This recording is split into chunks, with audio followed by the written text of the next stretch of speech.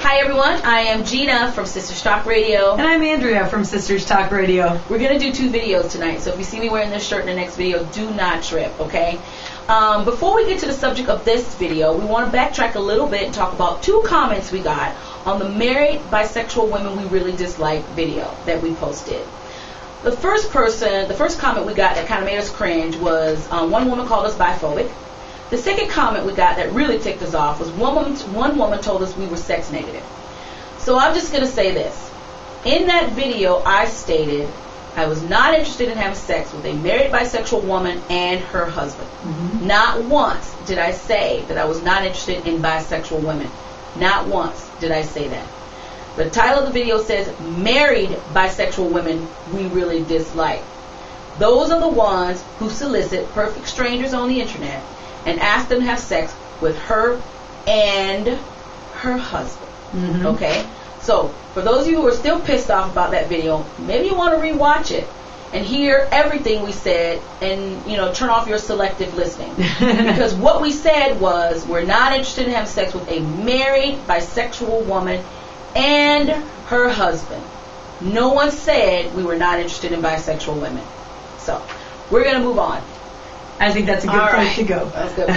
So the subject of this video, actually we got a letter on Facebook, an email on Facebook. Who writes letters anymore? I know. We got an email on Facebook. Technically it's a letter though, right? Yeah. Anyway, we got an email on Facebook from T. And T had this to say. I'm going to have Andrea read it to you. It says, my girlfriend and I were together for 2 years and 2 months. She broke up with me because she didn't think she was being fair to me. She's working and going to school. And she doesn't want me to date other people, and she said she's not going to date other people. I'm just focusing on my work, but she thinks I'm waiting for her. I don't know what to do. She acts like we're together when we're on the phone and when we see each other. I can't do the bouncing back and forth, but I don't want to lose her. I don't know what to do. She keeps saying how much she loves me and misses me. This is driving me crazy. Signed, T. Okay, so T, I don't know how old you are, or how long you've been dating, doing the whole relationship thing.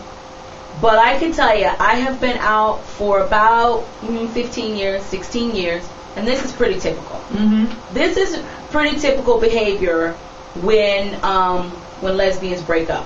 Now, because I've been out 15, 16 years, most of my dating has been primarily with women. So I don't know how the straight girls do it. I don't know how, the gay guys do it. I just know that the scenario you painted here is very typical of what happens when lesbians break up. Oh, yeah. Okay? It's like the regular song and dance you see. Right. The dumper says, I don't want to be with you anymore. The dumper also says, but I don't want you to date anybody else, and I want to still hang out, and I want to still be friends. Typically, that's how it works. Mm-hmm. That doesn't allow the dumpee to move on or heal. So what you should be thinking about is, what are you going to do so that you can move past all of this and actually start to heal from all of this? I can tell you what's probably going to happen. I mean, you guys were together 2 years and 2 months, and you're still hanging out together.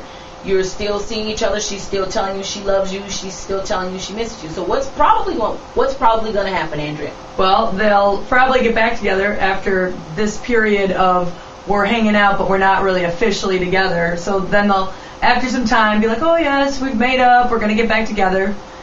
And then it will probably go back to this again. Exactly. Or some, well, no, it would probably go exactly into this cycle again and again and again. I mean, if it hasn't happened to you, you probably had a friend that you've seen this happen with. I've seen friends go through this. How many of us have been through this? How many of us have been through a situation where we break up with our partner, you're still hanging out, you're still talking on the phone all the time as if you're still together, you're still emailing each other, texting each other, as if you're together, and then the second one of you starts dating somebody else, that's when the other one goes, wait.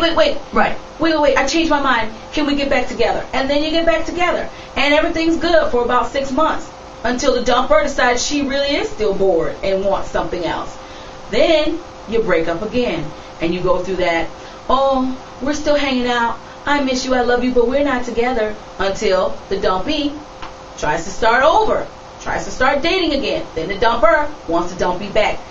is a vicious cycle. Oh, yeah. And how many of you have actually been through that? I've been through it. Have you ever been through it? I actually have been through it, not to quite the degree, but where the relationship is over and then you just linger, you know, and you stay together almost, you know. You were sleeping on the girl's sofa. Yeah. Okay? Exactly. I guess you could say that. And that was after the second round of being back together. So I guess, yeah, I very much have gone through this where we weren't together and then we still hung out and were friends. And after some time of dating other people, we ended up back together. And then, yeah, we weren't after that again. So, you know, I have gone through this cycle, I guess. And for me, it was exhausting. You know, I could see where she's saying, she's like, I don't want to do this back and forth. It's really complicated. And you almost have to make a decision to be like, you know what? I don't want to do the cycle. I mean, I almost feel like you have to have the upper hand and say, I don't want to do that. A lot of us don't say, take the upper hand, and we'll go through the cycle. Especially if you're the dumpy. Yeah, I was the dumpy. Okay. Twice. If you're the dumper, a lot of times you're the one with the upper hand. The dumpy is sitting around, especially if the dumpy didn't want the relationship to end. Right. The dumpy is hoping that they're going to get back together, and the dumpy makes herself available for the dumper every time the dumper calls. The dumpy makes herself available because the dumpy is hoping they're going to get back together. In the meantime, the dumper knows that's what you want, and she's just using you because she hasn't found anybody to replace you yet. Yeah. So the second she finds someone to replace you, you're not going to hear from her until the relationship starts to go bad. How many times does that happen? Where you break up with somebody, you go back and forth, that person finally finds somebody else. They don't talk to you for months, but the second the relationship starts to go bad, they call you and they want advice from you. Right. And you're like, wait a minute. Why the fuck you calling me for advice? Right. And that's where, you know, as time has gone on, I've seen where the importance of severing that relationship, that friendship needs to end, and you need to be in two different... She was in her ex's wedding.